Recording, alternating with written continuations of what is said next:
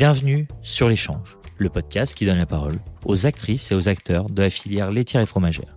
Je suis Romain Le Gall et suis très heureux de vous retrouver pour ce nouvel épisode.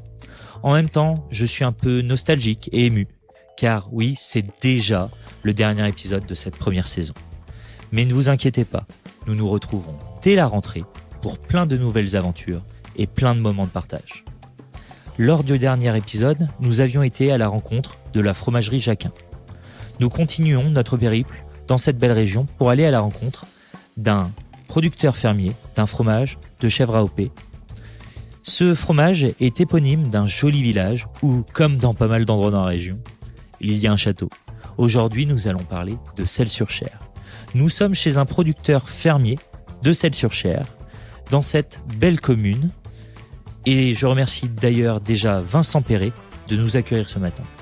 En plus de ça, épisode un peu particulier pour cette fin de saison, j'ai la chance d'être accompagné ce matin de Romain Jacquin pour ce beau moment de partage qui arrive. Ensemble, nous allons revenir sur ce fromage AOP, nous allons parler du quotidien de producteurs et d'éleveurs, et également nous allons parler de demain.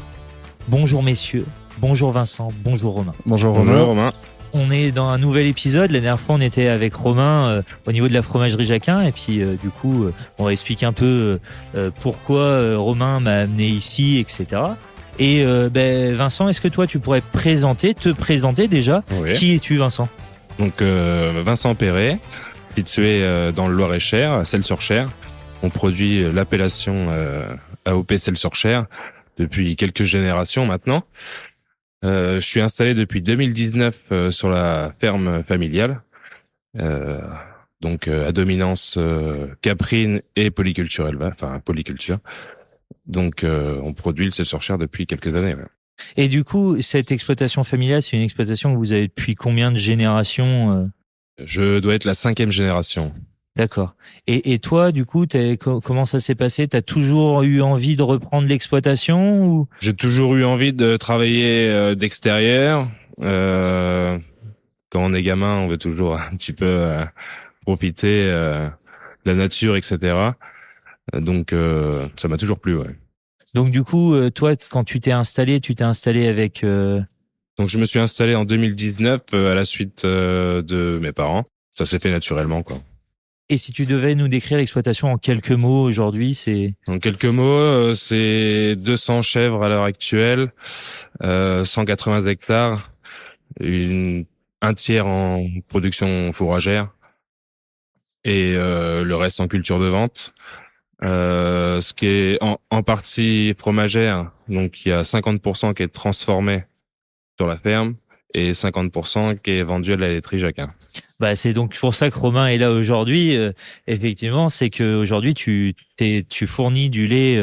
Oui, voilà, on travaille ensemble depuis 2019. D'accord. Et dans l'histoire de la ferme, enfin, on en a discuté un petit peu ce matin. Toi, quand t'as repris la ferme, c'était pas, il y avait moins de chèvres. Oui. Et vous avez eu un incident.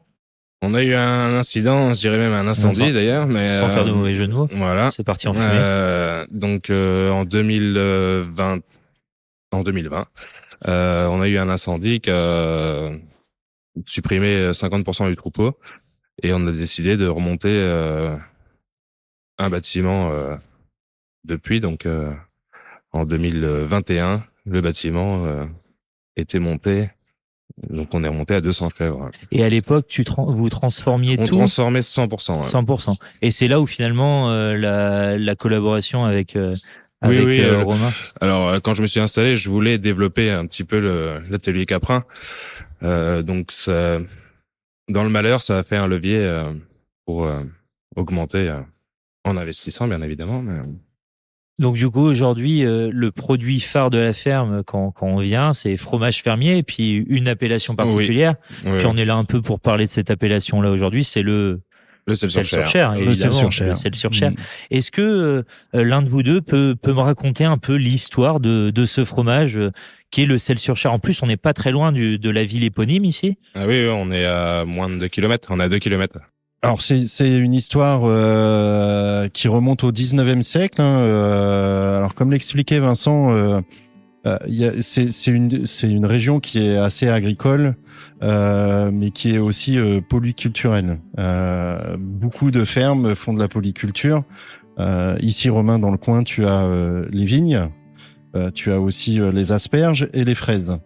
Donc, il y avait beaucoup. Et les fromages de chèvre. Et les fromages de Quand chèvre. même, faut pas les oublier. Et aussi les vaches, des vaches laitières. Et etc. aussi des vaches laitières. Mais c'est vrai que la dimension des fermes, c'était quoi? C'était une ferme, alors une famille dans une ferme, les hommes au champ, les femmes restaient à la ferme. Il y avait toujours un petit troupeau de chèvres, de vaches, il y avait l'élevage de cochons, de poules, enfin voilà. Et puis pendant que les hommes étaient au champ, les femmes restaient à la ferme, faisaient la traite et fabriquaient le fromage qui à l'époque ne s'appelait pas forcément Selles-sur-Cher. Et il a été reconnu AOP en 1975, donc c'est à partir de 1975 qu'on l'a dénommé Selles-sur-Cher, mais qui faisait un fromage rond en forme de disque biseauté. Et c'est vrai que la concentration de la vente de ces produits se faisait sur la commune de Selles-sur-Cher.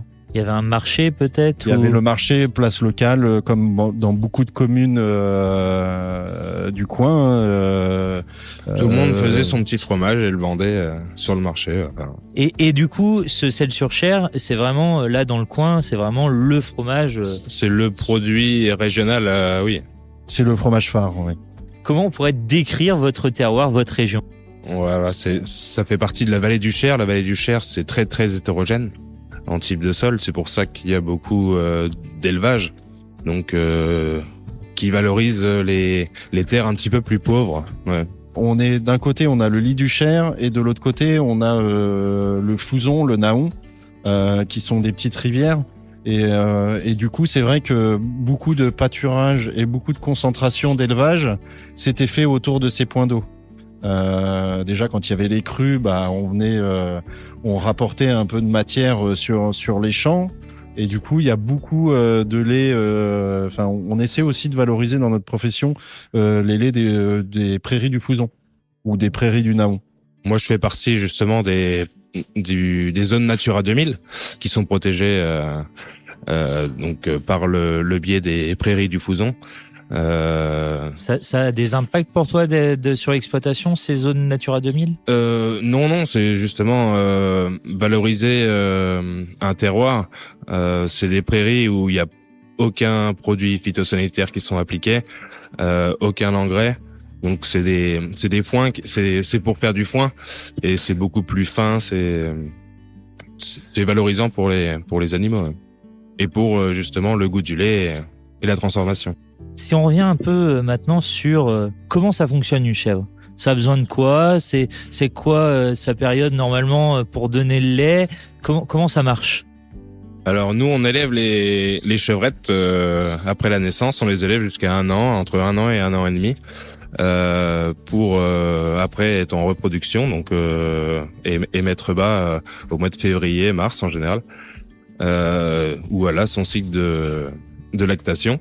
Donc à partir de là, on peut collecter le lait et on commence à transformer après le lait. Ouais. Et du coup, dans l'appellation Selles-sur-Cher, on a le droit de désaisonner? On a le droit de désaisonner, oui. Donc nous, on désaisonne environ 30% du troupeau en système plus ou moins naturel avec un programme lumineux. Alors tu peux nous expliquer un petit peu comment ça fonctionne ce programme lumineux de manière très simple, parce qu'au final les gens ne savent pas forcément que c'est la baisse de la durée des jours qui déclenche l'œstrus, donc le cycle finalement de menstruation, le cycle hormonal. Le cycle hormonal. Que tu peux nous expliquer en quelques mots? C'est un système de lumière qu'on déclenche le soir pour allonger en fait les jours. Donc on fait ça l'hiver. Et du coup, ça permet d'allonger les jours d'hiver pour cycler le jour d'été, en fait.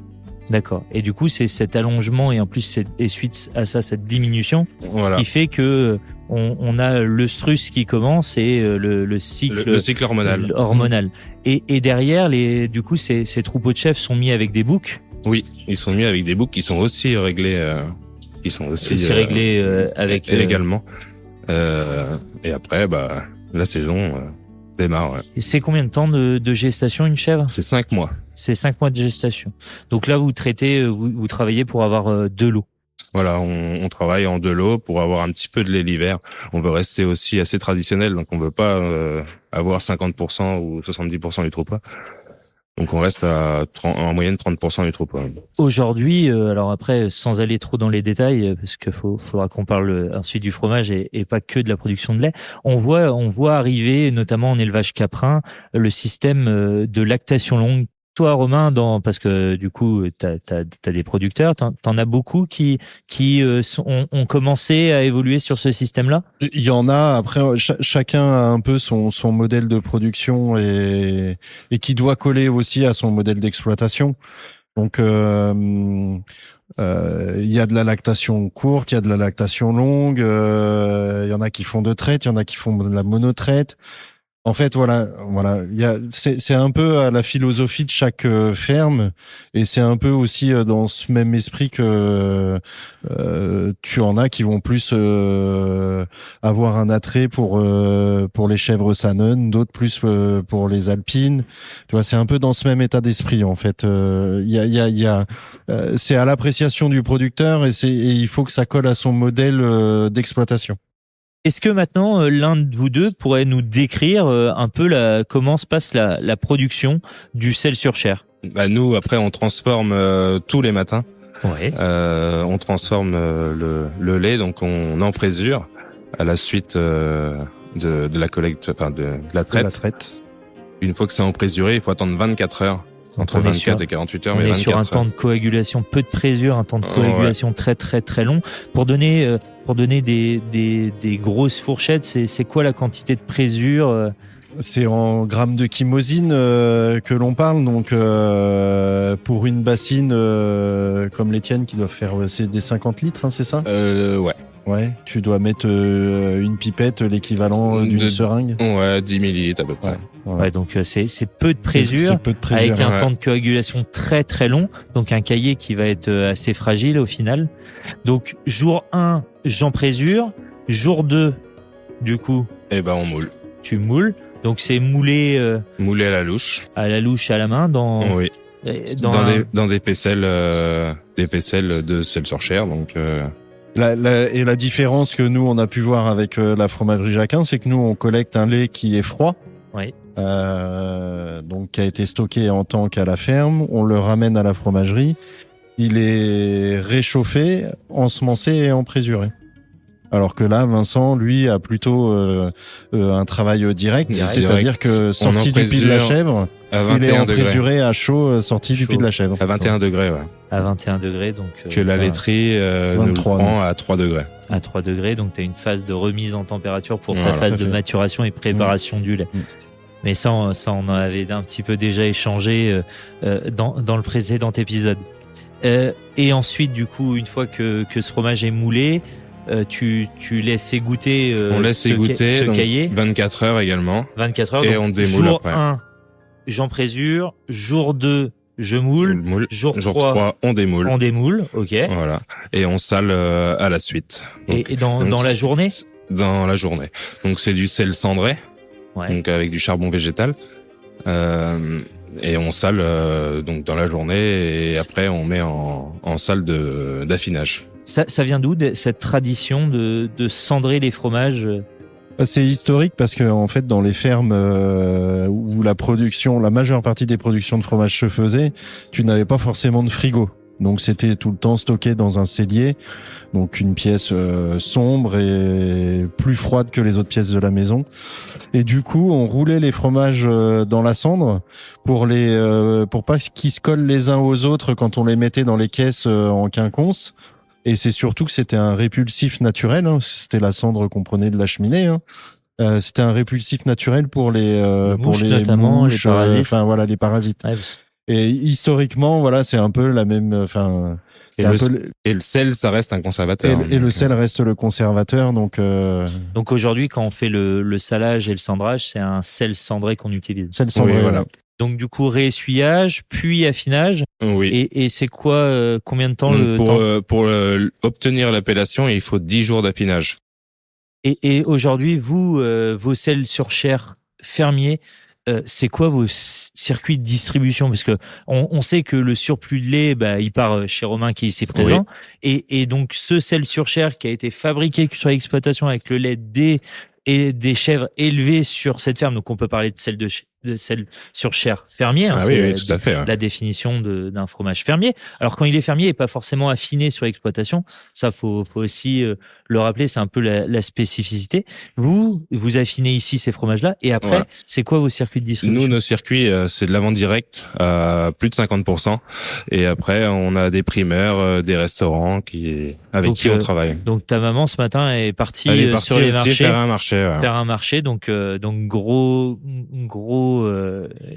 grosse débouchée sur les marchés, avec plusieurs marchés par semaine. Voilà. Et puis depuis ce matin, on a vu des personnes venir chercher leur petit fromage de chèvre sur la ferme. Comment les gars, comment vous pourriez décrire organoleptiquement ce fromage de sel sur chair? C'est une pâte qui est assez fine, c'est pas un fromage qui est très compacté, donc ça reste quand même une texture qui est très souple. C'est vrai qu'à 10 jours, on est sur un fromage qui reste quand même doux, assez lactique finalement. Assez lactique, toujours cette petite pointe acidulée. D'acidité, on est sur un cahier lactique, un peu de sucrosité même. Un peu de sucrosité, et plus le fromage va vieillir, et plus on va avoir ces arômes qui vont se développer. Et c'est vrai qu'on a toujours tendance à dire que le sel sur chair a un petit goût noiseté et un petit goût de noisette, et c'est une réalité. On a cette subtilité de goût, une pâte assez fine, de pâte assez fine, et avec une moisissure qui est noble, puisque la moisissure reste comestible sur le sel sur chair. Je pense qu'il faut le dire. La croûte de la plupart des fromages se mange, et il faut aussi le rappeler, effectivement. Est-ce qu'on fait régulièrement Et c'est vrai que cette croûte, plus le fromage va vieillir, et on en parlait un peu, plus elle va devenir bleutée, meilleur le produit sera, et on aura ces petits goûts de sous-bois. Effectivement, c'est une évolution normale d'avoir les fromages de chèvre qui se bleutent. Il faut en parler, il faut le savoir, et puis il faut goûter surtout. Enfin, je pense que et en fonction de la saison, c'est vrai que quand les chèvres ressortent et vont au pâturage, et mangent du frais, on a ce petit goût pastoral, ce petit goût d'herbe qu'on retrouve qui est retrouver les arômes de l'herbe suivant les essences qu'il y a, suivant la faune sur la forêt, pardon. Du coup, ça, on a parlé de ce sel sur chair. Ça serait quoi vos conseils de dégustation sur le sel sur chair? Déjà, le consommer à température ambiante, c'est-à-dire que sortir son fromage 1 heure avant de le déguster, ça permet de laisser les arômes se redévelopper. Voilà. Puis après, au niveau des textures aussi, au niveau des textures, ça va avoir un impact, et on va pas avoir un fromage trop froid. C'est jamais d'ailleurs très conseillé de manger un fromage trop froid. Après, tu peux l'accompagner de plein de choses, miel, noix, noisettes, fruits frais comme du raisin, ou tout simplement avec une salade. Ou le basique, c'est une bonne baguette bien fraîche et un morceau de sel sur chair. Il y a rien de tel, quoi. Vincent, si on revenait sur ton rythme un peu de producteur, c'est quoi ton rythme de travail sur une journée type? Alors ça va dépendre de la saison, évidemment. Tout à fait. La journée type, nous on commence la traite le matin à 8h. Donc on en a pour 1h15 à peu près. C'est particulier de commencer, on en a déjà échangé, commencer la traite à 8h, souvent ça commence plus tôt. Oui, c'est un confort de travail en partie. On a du salariat, donc il faut aussi savoir être assez souple. Nous, c'est notre façon de travailler. Donc du coup, il y a ta maman, il y a toi. Donc et on après... est 2 associés, et une salariée et un apprenti. D'accord, donc avec de la partie transmission. Voilà. Et une partie transmission, échange. Donc là, 8h, je commence à traire. 9h15, 9h30, fin de traite. Fin de traite.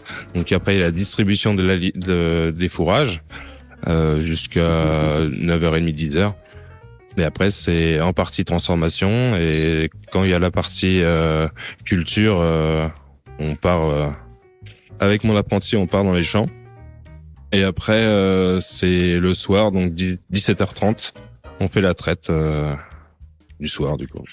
Du coup, avec tout ça entremêlé de les personnes qui partent en fromagerie, les personnes qui partent sur les marchés. Ouais, Donc un va-et-vient, les gens qui viennent acheter du fromage. voilà. Toujours de l'activité sur Toujours la ferme. Toujours de l'activité, des touristes aussi, qui viennent voir les chèvres également. Aujourd'hui, c'est quoi les enjeux de demain? Alors l'enjeu de l'exploitation, on en parlait aussi avant l'interview. Il y a l'enjeu climatique. Après, l'enjeu climatique, on n'y peut pas grand-chose, mais C'est dans de l'adaptation. Ouais. mais oui, c'est de l'adaptation. Donc, d'où l'intérêt d'avoir une surface fourragère pour être autonome au maximum. Ouais. Et toi, tu c'est quoi pour toi les enjeux, Romain, demain sur le Celles-sur-Cher?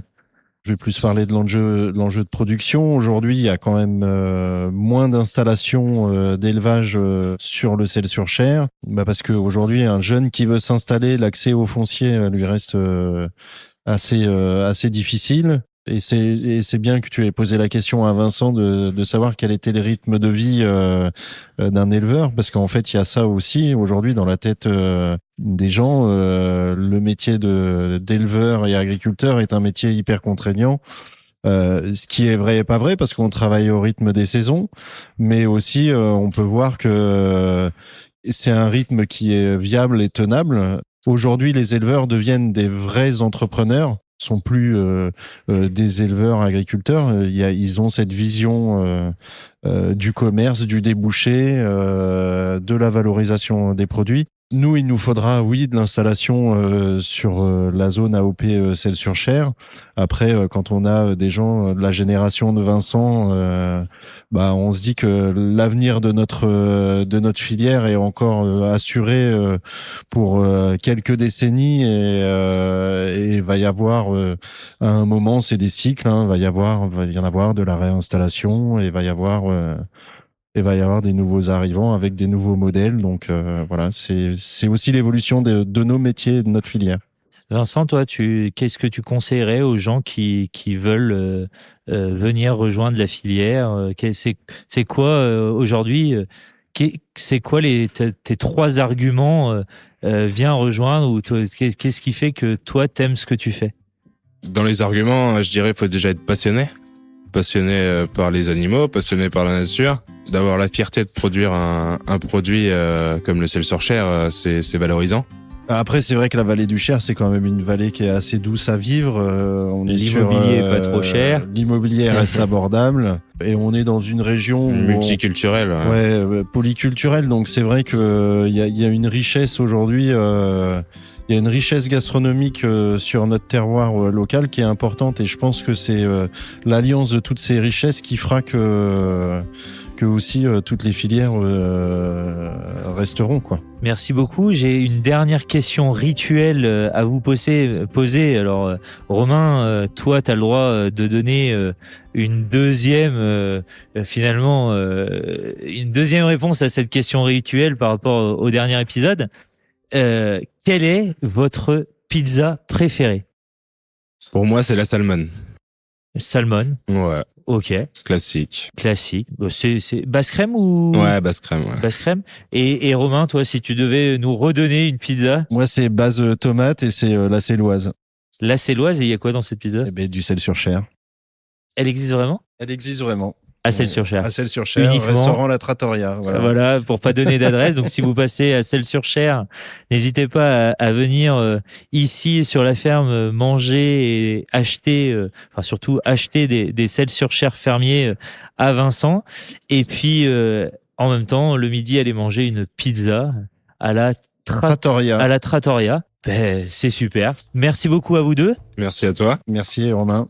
Merci de nous avoir écoutés jusqu'au bout. Merci de continuer à nous suivre de plus en plus nombreux. N'hésitez pas à nous envoyer des questions, des commentaires. C'est toujours agréable d'avoir des retours sur ce qu'on fait. Merci de nous partager également. Et puis, on vous dit à bientôt pour un nouvel épisode de l'Échange.